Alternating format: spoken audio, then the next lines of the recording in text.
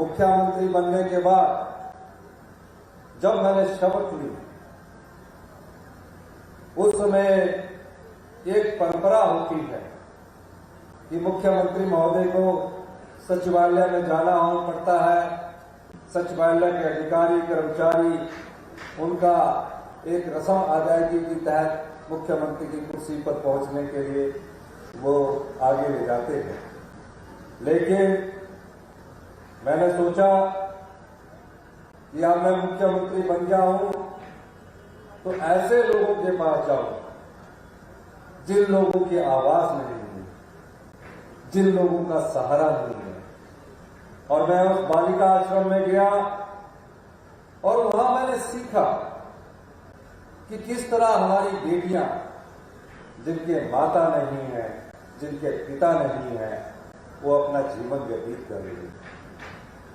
आने के बाद उनसे जो मैंने सीख ली, एक भाव लिया, मैंने पाया सभी लोग अपनी मांग मुख्यमंत्री के दरवाजे पर कर सकते हैं, चाहे वो सरकारी कर्मचारी हो, चाहे किसान हो, युवा वर्ग हो, छात्र हो।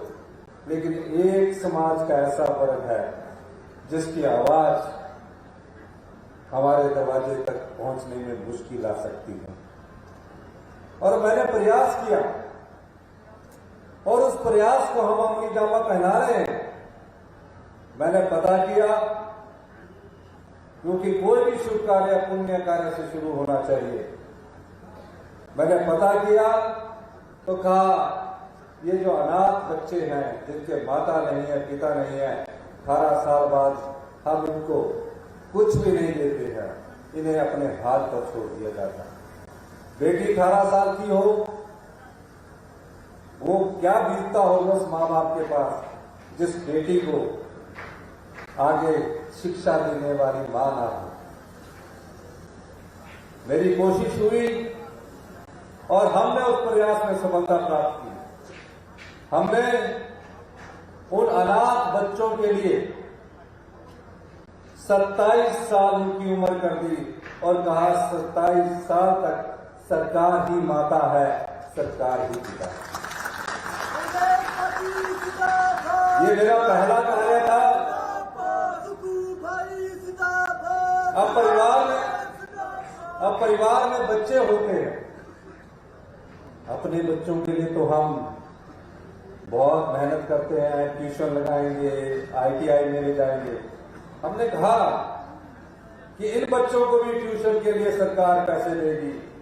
कोई भी बच्चा अनाथ आश्रम वाला अनाथ नहीं, किसी रिश्तेदार के पास रहने वाला बच्चा जो अनाथ हो चुका है पर अपने चाचे के पास रहता है, ताए के पास रहता है, कोई भी बच्चा जो पैदा होते हुए अनाथ हो गया, 27 साल तक ये सरकार उनका ख्याल रखेगी और उन्हें सरकार पर जब वो मैच्योर बड़ा हो जाएगा, उसकी शादी हो जाएगी, 4 विश्वास से जगह भी उपलब्ध करवाएगी।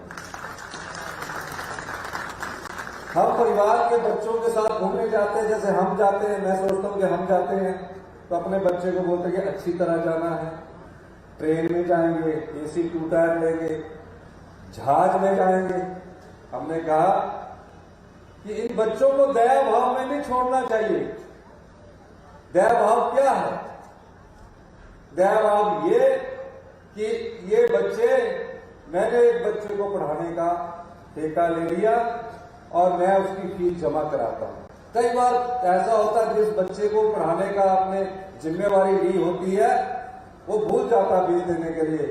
वो बच्चा फोन करेगा कि सर मेरे स्कूल की फीस नहीं जमा हुई है, कृपया करके आप जमा करवा दीजिए। हमने उस दया भाव को भी दूर करने की कोशिश की।